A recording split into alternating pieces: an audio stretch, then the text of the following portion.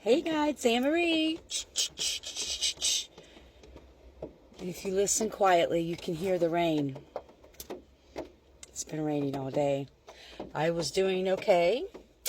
And I don't know, maybe about 2 hours ago, all of a sudden my stomach started to get really, really upset. And not like a sick feeling, but some other type of feeling. I'll just leave it at that. I took a salt bath, got ready for work. And I don't have to go to work for another hour and a half, but I'm sitting outside of work.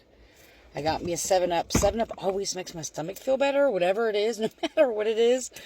And so I'm kind of going back with that to see what we can do here. But I figured while we were here together, why don't we get some messages? And because it's raining and because I'm not going to go in my trunk and see if I can find my bag of other little cards, we're going to do the water oracle here. I'm divinely protected. No weapon against me ever shall prosper. Thank you, Mother Earth. Thank you, Mother Gaia. Thank you, Source. Thank you, Spirit. Thank you to the rain spirits and the cloud spirits. We are also grateful for you as well. Because as we've said before, we need the rain to grow and to cleanse and release. So what are some of the water messages we need to hear? The sirens. Ooh, excuse me. Use your voice. Expansion. Freedom. We pulled this. Last time I used this deck, I pulled this card. Can you get another message too, Spirit? It's a section of them. Okay, fuck it. I mean, we got time. You got time? Got a little time? Okay. Mother of the salt waters, passion, wild one, open your heart. Let love in. The pearl, alchemy, the reward at the end. From grit to grace. Let it go. Release the past. Forgive. Soften. Move forward.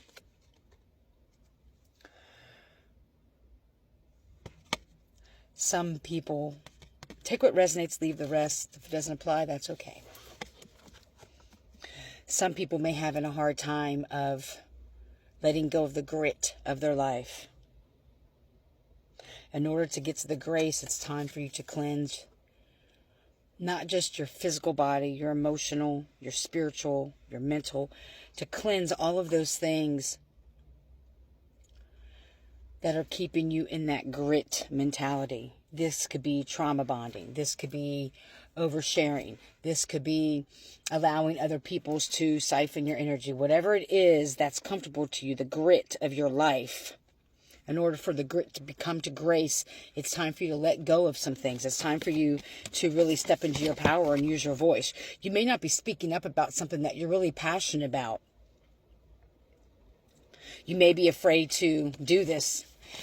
You may be afraid to remove the grit from your life, the residue, the residual. I can't say what's in my head. The residue, that's not what I'm trying to say though. That's still around you.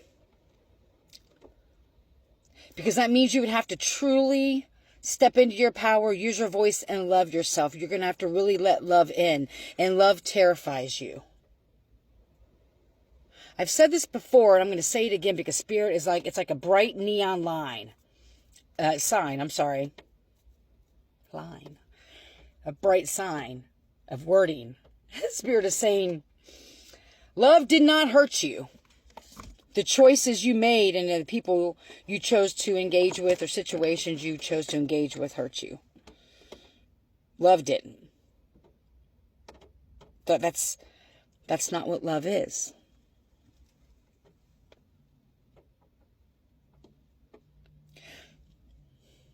Love is seeing the sun and letting it warm your face and burn away anything that's holding you back.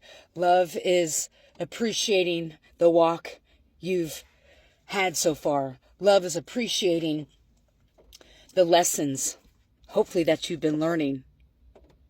I'm sensing someone who's in a cycle that you may not realize that you're in.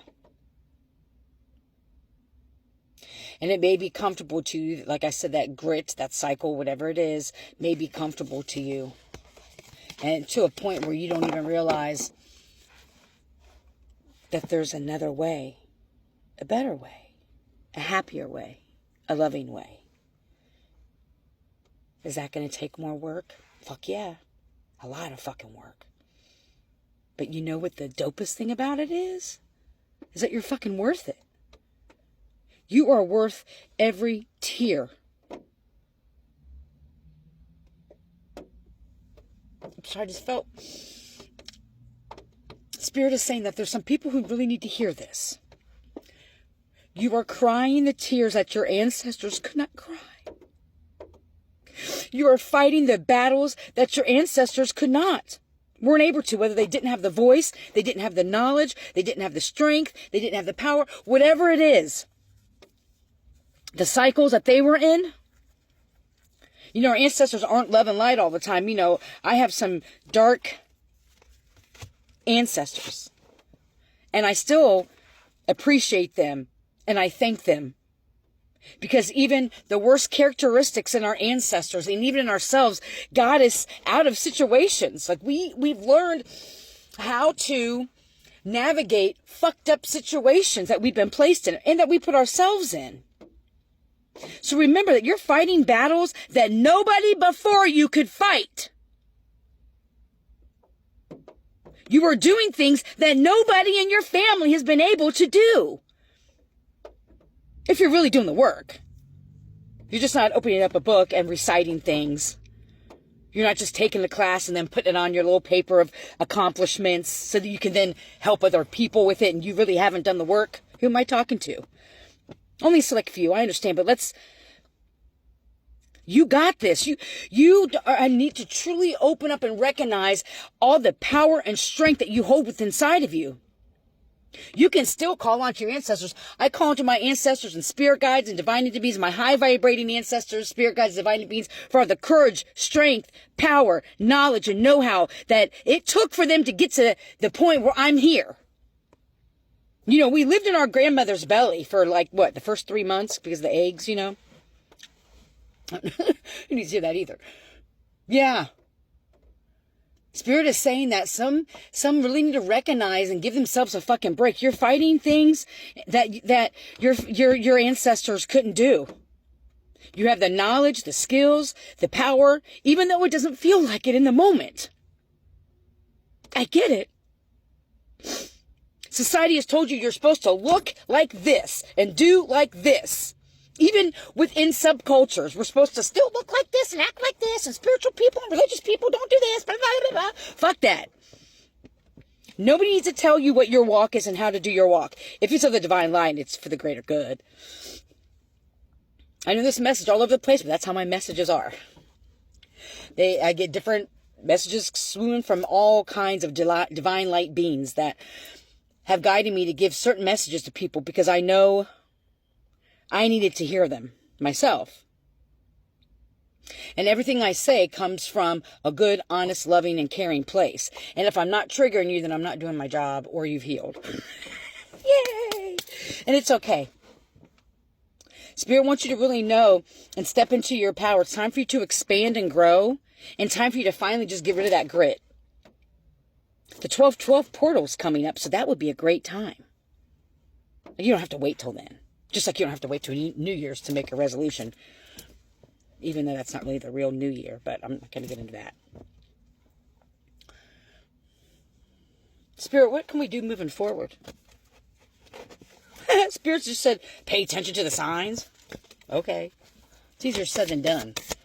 Because I can see crows all day. But depending on what I was experiencing and what was happening at that time, those could be a good thing or I don't like saying good or bad. But, the interpretation could be so many different things. Like the dream I had last night, I don't even know yet. I can't even figure it out. Oh, shit. We got one more minute. Have faith, 41. Hope, anticipate, inspire, foresee. Okay, hurry up. 43, shapeshifter. Oh, yes. Oh, we have to do another video now. Ruffle, cease. Bewilder, shake. Time to shake it up. Shake, shake. High priestess, number 1. Ring, perceive, predict, prophesize. I got goosebumps everywhere. Okay, we're going to continue this message because I started yes. So, hope you're healthy, happy, full of joy. May you love and be loved. Heal, you guys. Don't harm.